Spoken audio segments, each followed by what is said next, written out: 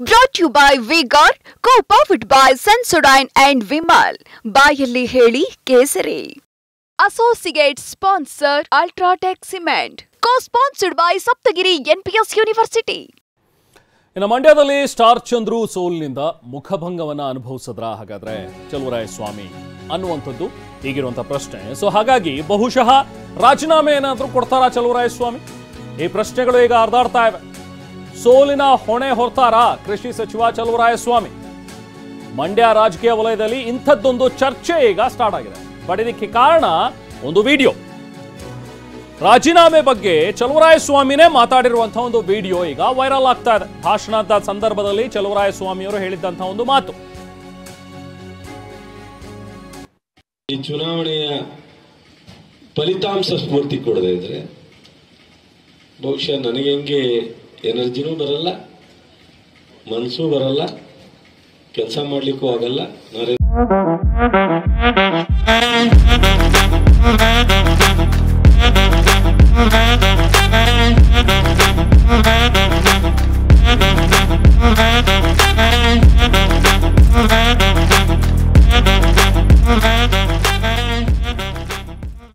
ಸೋಮವಾರ ಹೇಳ್ದಂಗೆ ಟೇಬಲ್ ಕುಟ್ಟಕ್ಕೂ ಆಗಲ್ಲ, ಕ್ಯಾಬಿನೆಟ್ ಅಲ್ಲಿ ಮಾತಾಡಕ್ಕೂ ಆಗಲ್ಲ, ತಲೆ ಬಗ್ಗಿಸ್ಕೊಂಡು ಕೂತ್ಕೋಬೇಕಾಗತ್ತೆ.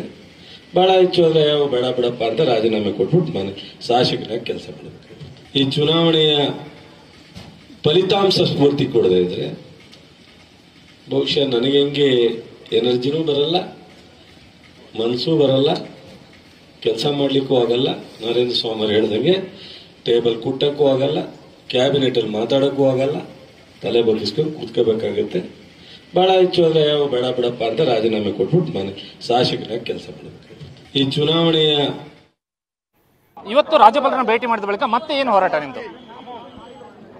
ನೋಡಿ, ಎಷ್ಟು ದೊಡ್ಡ ಹಗರಣ ಬಹುಶಃ ರಾಜ್ಯದ ಇತಿಹಾಸದಲ್ಲಿ ಈ ರೀತಿ ಒಂದು ಸಚಿವರ ಒಪ್ಪಿಗೆ ಪಡೆದುಕೊಂಡೇ ಹೊತ್ತು ಕೆಲವು ಅಧಿಕಾರಿಗಳು ತೆಲಂಗಾಣ ಹೈದರಾಬಾದ್ನಲ್ಲಿ 18-20 ಫೇಕ್ ಅಕೌಂಟ್ಸ್ ಅನ್ನು ಓಪನ್ ಮಾಡಿ ನಮ್ಮ ರಾಜ್ಯದ ಹಣವನ್ನು ಅಲ್ಲಿ ಪರಿಶಿಷ್ಟ ಪಂಗಡಗಳ ಅಭಿವೃದ್ಧಿಗೆ ಮೀಸಲಿಟ್ಟಿರ್ತಕ್ಕಂಥ ಹಣವನ್ನು ಆ ಅಕೌಂಟಿಗೆ ಟ್ರಾನ್ಸ್ಫರ್ ಮಾಡಿ, ಇದು ಲೋಕಸಭಾ ಚುನಾವಣೆ ಸಂದರ್ಭದಲ್ಲಿ ಟ್ರಾನ್ಸ್ಫರ್ ಮಾಡಿರ್ತಕ್ಕಂಥದ್ದು ಅನುಮಾನ ಕಾಡ್ತಾ ಇದೆ.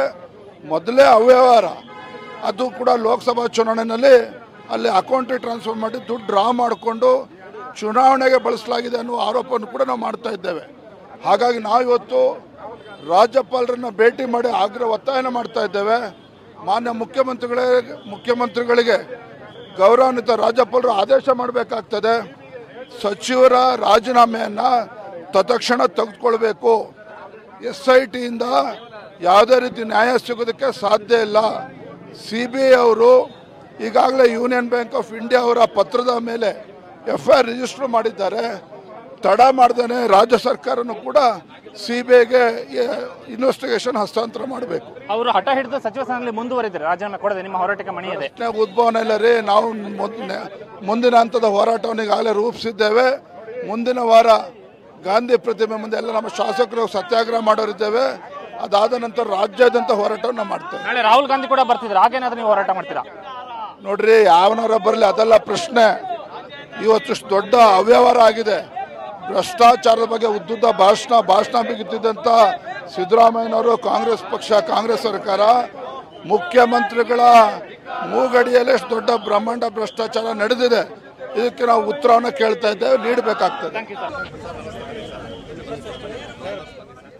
ಸೊ ಈಗ ರಾಜಭವನ ಪ್ರವೇಶ ಮಾಡ್ತಾ ಇರುವಂತಹ ಬಿಜೆಪಿ ನಾಯಕರನ್ನ ನೋಡ್ತಾ ಇದ್ದೀವಿ. ಈಗಾಗಲೇ ಬಿಜೆಪಿ ನಾಯಕರು ರಾಜಭವನದ ಒಳಗಡೆ ಹೋಗಿ ರಾಜ್ಯಪಾಲರನ್ನ ಭೇಟಿ ಮಾಡಿ ದೂರನ್ನ ಸಲ್ಲಿಸಲಿಕ್ಕಿದ್ದಾರೆ. ಅದಕ್ಕೂ ಮುಂಚೆ ಪಾದಯಾತ್ರೆಯಲ್ಲಿ ತೆರಳಿದಂತಹ ಬಿಜೆಪಿಯ ನಾಯಕರು ರಾಜಭವನದ ಮುಂದೆ ಪ್ರತಿಭಟನೆಯನ್ನು ಮಾಡಿದ್ರು. Brought to you by V-Guard, co-powered by Sensodyne and Vimal. ಬಾಯಲ್ಲಿ ಹೇಳಿ ಕೇಸರಿ. Associate sponsor Ultratech Cement. Co-sponsored by Saptagiri NPS University.